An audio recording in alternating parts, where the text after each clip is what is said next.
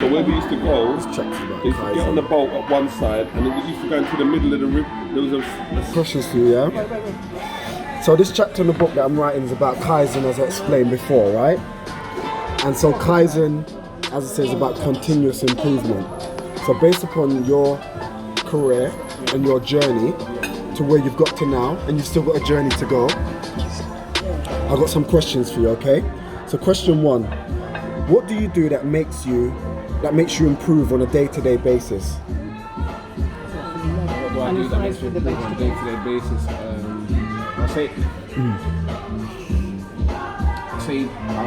I make sure I train harder the day, that day than I did the day before. Yeah. And that's the epitome of Kaizen, continuous improvement. Okay, brilliant. Question two. And when you say, before I get to question two, when you say that you make sure you improve, how do you measure it? So, if I'm doing squats or something, maybe one day I might fail doing 5 sets of 5. I try to do 6 sets of 6 the next session. Or if I, as I said, 12 by 5 doing 5, I'll do the same sets. I'll make sure I do heavier weights, but I'm just doing the same, and I make sure I don't fail. Brilliant. Excellent. Okay, brilliant. Question two. What do you tell yourself that elevates you from a local... What is a champion? How does the championship work? How does it work? Is it local, region? National? Okay, so how does it work? So what is the first one? Regional. National. British. European. World. So that's Olympics. So that's 5 stages.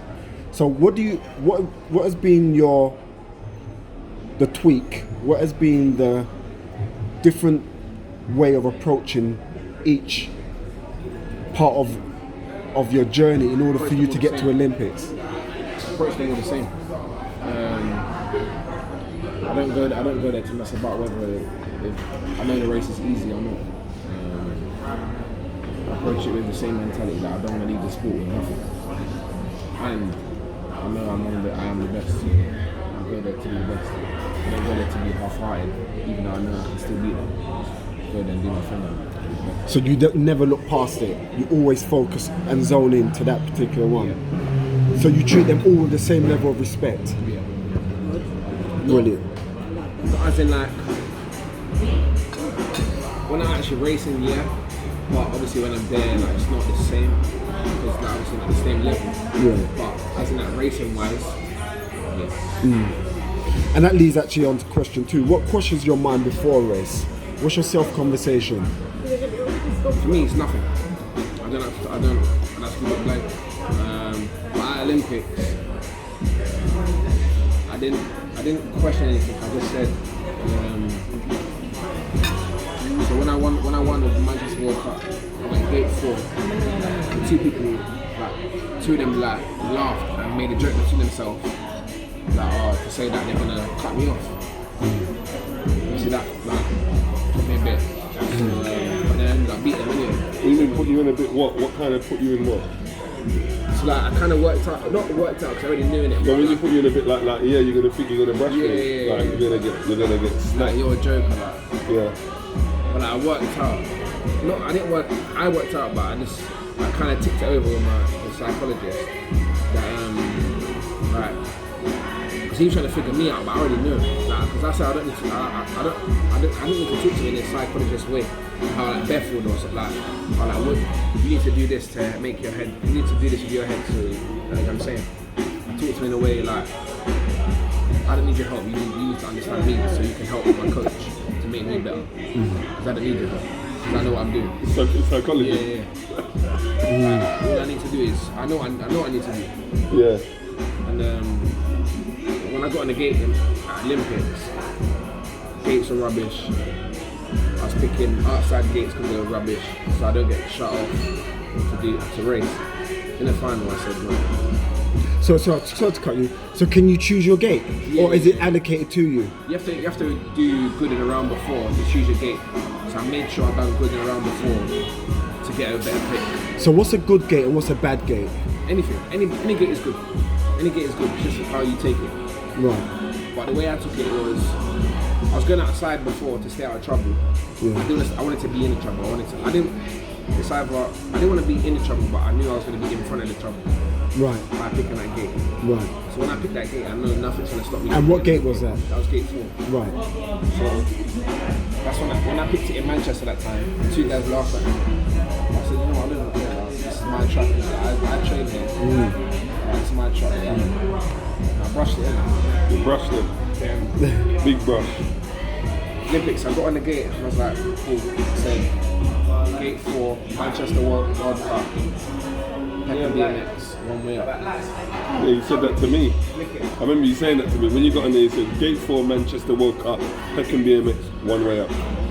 So what, did you say that before the Before the race. before the race? Before the final went I down. just said it out loud when I was on the gate with them. Like, the gate, they're still standing up. So he repeated what he done in Manchester. He won Manchester and he just said, Manchester gate 4, everybody's getting brushed, Peckham BMX 1 way up. Bam. You're all getting brushed. But do you know how powerful that is? Because I don't want you to just sweep over that. Yeah. So are you saying that you actually visualized what was going to happen, what gate you're going to be in, and how you're going to win it? You visualized it beforehand, and also as well, you told people around you, so you kind of like manifested it also. Because not that I knew, but I didn't have any. And my purpose is to race that race and to win that race. I didn't win, but that wasn't because of the gate, because I had a good gate. It's just I messed up after. But I don't mind that because I know what's that I can get a good gate again. Mess up on the track was something else, but the actual start, which is what I was struggling on the whole time, was good. So that was the bonus in it. The only letdown was that I messed up and I ended up coming second, not first. But this way is. So yeah, I said to my coach, I'm gonna do this style, I'm gonna go that game. I said, are you sure? I said, yeah. And I'm the top. I said it to myself. I don't know if anyone heard me, but I said it out loud. I was talking. Do you do that every race? That self conversation. Do you say it out loud? As a fact, because I've never been that nervous before in my life.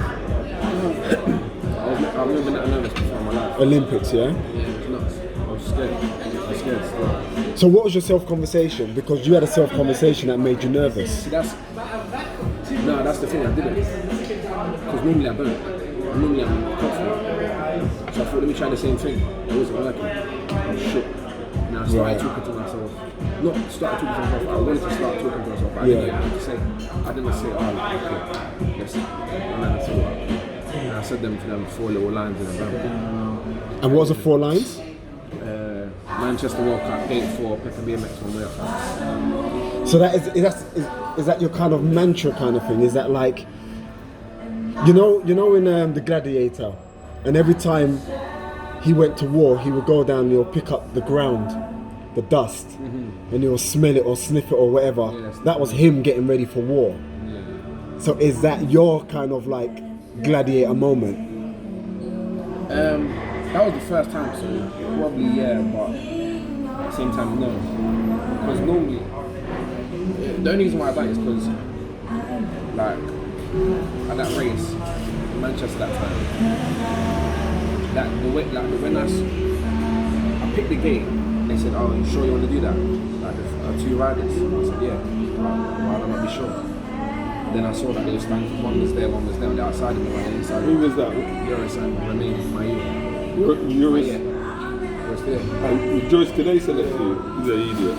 You got brushed. But yeah, He got brushed. He got brushed. He got and the Olympics. He got brushed. 2 brushing from London, yeah? Yes, sir. and then yeah, I was just like when they said, "Are you sure?" I was thinking, I'm trying to downplay how good I am. Because what he thinks he can beat me all the time or something. I don't get it. And then having a good start, and then but I was in second and I ended up winning it. But this time. So that's interesting, because from what I'm hearing, what you're saying is you needed different tools as you stepped up in gears? As in, like, regional was like, okay, it's one kind of set of tools, but as soon as you got to Olympics, you needed a new tool because nerves kicked in. Do you know what I mean? And you was on a whole different stage. And so one way up, the Peckham BMX one way up, that was the tool that you needed to get you through, especially from a mindset perspective. That sounds about right, Kevin. Yeah. If you don't mind me saying so. No. And so it's funny because who created that Peckham BMX one way up? Me and the film and the movie that we did for MTV and Netflix. Okay. And they were interviewing me in my bar in Brixton, and I said, yeah, there's only one way up. And what does that mean to you? That means that they know there's only one way up. We're going up. It don't matter what you put in front of us. People who know me personally know that I will start anything and it will go up. So if I start, like when I started with them with just 2 kids, we now have 100 kids. I started with a small beat down track in the back of Peckham Estate. I now have a £1.2 million track. I started with Safe House. I didn't have no kids for 1 year. One building empty, paying all the bills, almost not going bankrupt, but you know, it was empty. But I ended up getting multiple kids now and looking after them. So anything that I put out, I start from nothing and I build and I take 1% every day of improvement until it gets so big that people can't. That is Kaizen. You're exercising Kaizen there. So now, and if I can't do it, I get experts around me to make me do it. So if I can't do it, I go and get somebody that knows more than me, can do more than me, and teaches me or works with me to get it there. how did you translate the one way up mindset over to Kye and the rest of the whole of the club? I just say one way up and the kids just go, what? But I always do that in the pictures. You always see me with my hand like this. It's because obviously sometimes you don't want to tell the kids you want to win, because sometimes it can hinder their progress if they don't win. So you got to tell them that there's one way up. That means that if you keep trying, then you're only going to go up. You understand? So sometimes you can tell them, yeah, you're going to win, you can do anything you want, and then they might try and think, I can do it, and then fail. But if they think there's only one way up, it's only you that's going to make it come down. So if you think positive and say, right, one way up. If I run, like he said, when he lifts the weights, it's either if he's done 5 today, he'll do 6 tomorrow, and if he can't do 6, he'll put the weight heavier. So either way, when you go to the gym after that, you're going to do 6 and heavier. So continuous improvement. Continuous improvement. And then I tunnel vision everything, innit? So you have a lot of people in anything, once you're starting to get big or you start to get good at something, people will start to question because maybe they can't do it or they feel they can do it. And I've always been tunnel vision. You know what I'm like. I would just like, whoop. And then I'll just ring Kevin and I'll say, Kevin, boy, I'm doing a TV show. He goes, how did you do that? I said, boy, I just got it. You know, I'll say, I'm doing this. I just got it. I don't bother talk too much. When I come out of it, you tell me this all the time. You go, CK, you just come out with it, and you're like, I'm like, where did that come from? I just do it, you know, and it's got me far. It's produced me Olympic champions, world champions, national champions, girl champions, boy champions, kids off the street. And it's a process. You've got to learn people, because the same problem that Kye might have is not the same problems the kids in care homes that I have, that my staff work with, is a different kind of problem. His problem and their problems are 2 different problems. It's the same problem, but their one might be a bit more enhanced, and you have to angle it a different way, because the kids have trigger points. And if you with Kye, I can talk to him a certain way, but if I take the same talk that I would give Kye to wind him up to go fast, and use it on those kids, it triggers them in a different way, and they blow up in a different way. So you've got to kind of gently work it into them. Brilliant. Okay, 2 questions for you, 2 remaining questions. Who do you blame when you're not winning? And just in life in general, but just when you're not winning. Who do you blame? I tell the kids at the track, don't look at me, you know, if you're losing. Don't let me come to a race. They know, like this lot know, Kye and all that know. If I'm about to get on the train, I'm only coming for semi-finals and the finals. I don't come for heats. I don't come for the heat races. I don't care who you are, how I know your parents. I turn up for semi-finals and the main event, because the way I train you in Peckham with his dad, Nigel, and the other team, you should be making semi-final minimum, if not the final. But if I hear that the club's not doing well, I stay in my house and I look after my mum. Brilliant. I'm not interested. Brilliant. And that filters into the club, because before I get there, them lot will say, she can't come in here for that. So the training's too hard for you not to make the main. Good point. I love that. The training's too hard in order for you not to make the main. Yeah, you gotta make the main. I love That's that. what they said. We don't talk. We just make champions. All right. Final question. What discipline do you exercise that's got you to where you are now? Consistency. Every day, every week, same time, same place. The club is consistent. Is that consistency based upon a previous achievement, or is it a consistency based upon an hourly or daily basis? How do you measure that consistency of discipline? I measure it on, for one, since these guys have met me, I've always been disciplined, and they see me disciplined in all different ways. Not just training kids at BMX, but the way that they will see me on Instagram saying, right, it's 5 a.m. Drink a glass of water every day. Make sure you eat your food. Try and improve 1% every day. And I think also with us is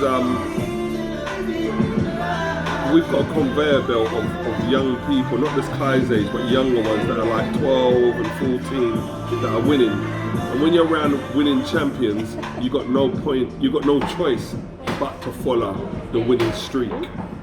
So you build it, then it builds you. Yeah, basically. Brilliant. How about you, Kye? What's your discipline? I say happiness. Happiness. And how do you measure that based upon each moment? I don't actually know. I don't know. Like, if you're not happy, you don't want to ride your bike, then whatever you do, if you're not happy, you're not going to do it to your best ability. Because you're not happy doing it. So it's more about your passion. So you're more passionate, yeah? Is it like your relationship, what you have with what you do? I don't even like it that much, I'll be honest.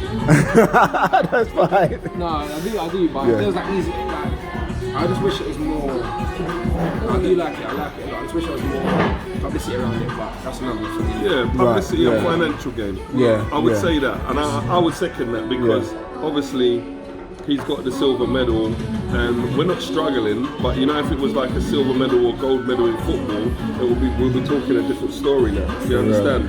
But what he says, everybody's different in the club, and everybody needs to be spoke to a different way. With Kye, I never really had to talk to him. I just gave him the basics, and he just took it and run with it. But what he knew, that I put him on the start gate at practice, he could have went out till 4 in the morning. One thing with Kye, he wasn't making he could have been tired till his eyes was closing. When that light came on, he still beat everybody around the track. Just to make them know, I could be tired, I might only 2 hours sleep, and you're all getting brushed. That's his mentality. His brother now, I have to talk to him to get him to that next level. He's more like only when he gets mad, then you see the real Trey come out. Quillen, he kind of does his own thing. A little bit of talking, not much, but and then his other brother, the first one, Daniel, that was a whole different ball game. I'll just tell him, yeah, you know what time it is? He said, yeah, watch. And then that'll be it. So there's different ways of talking to them. You've got to learn their personalities, because not everybody's the same. With Kye, he just knows. As long as I'm there watching, or he sees me turn up, he just knows it's time to brush. Wicked. So at the Olympics, I just went to dinner with him, just to make sure he knew. I didn't have to tell him, yeah, you're going to do this, you're going to do that. No. Just went to dinner with him, and good luck, bro. That's a good question. You just said something that I would like to ask. Did you get sleep the night before your race at the Olympics? Did you, or was it a sleepless night? Or like, was it just like go to bed as usual? I was sleeping still. It's just when I was actually when I was at the track, I was racing. That's when I Yeah. was shocked still. Yeah. I've never felt like that before. I was getting beat by people that can't even touch me. Wow. Crazy. Wicked. But then he got warmed up. So if you wouldn't understand, but we could see it. Obviously the first race, he was a bit sketchy, but he just done enough to qualify, you know what I mean? And I think the next race, you could see him warming up, but he was still a bit sketchy. And then by the third race, I think you look down at your bike, and I think you thought the chain came off. And he was way behind, like last, like at the Olympics, with 7 other world-class riders. Your race is meant to be over. Like he's looking down, looked back, stopped near enough, and then he saw it was all right, and then he pedalled after them and still qualified.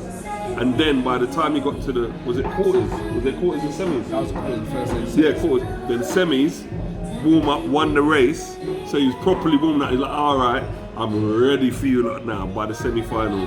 Brush everything like he says, win. And then the final, he knew it was game on. He's like, yeah, I'm warmed up now. I've beat all of you lot around the track and come back from last. So now the final's here. I'm ready. You lot are getting brushed. It's simple. So what was that self-conversation when you looked down and you was last? What did you say to yourself in that moment? Was you like, hell no? Or was you like, listen, everyone's watching, man, I better do something? No, it's just, for my bike broke, it just made a loud noise. So I just checked it. I knew I could catch them. Yeah, that wasn't an issue. Yeah, remember, he's rated after the start the fastest man in the world around the track.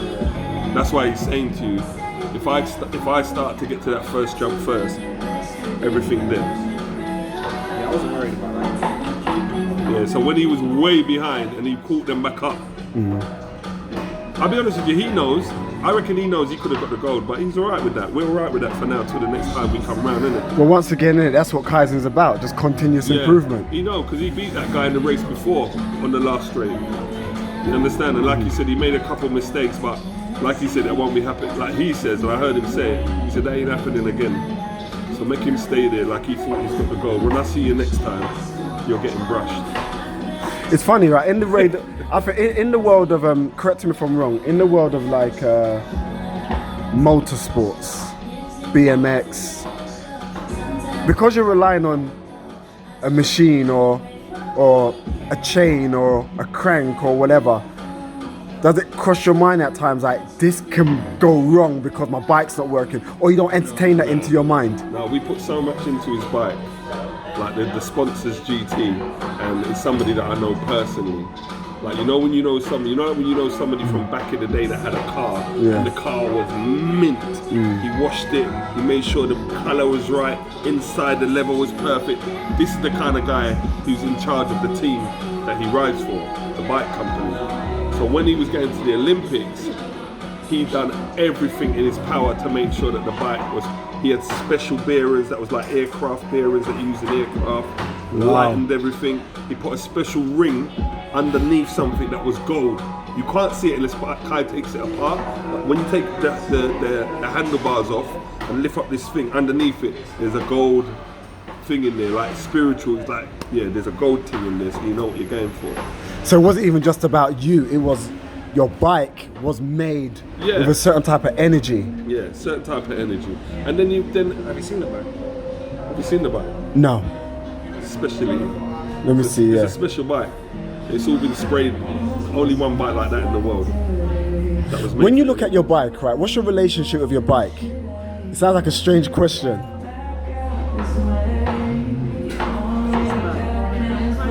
Can it go any bigger? If you look at it, it's got like the cheetah.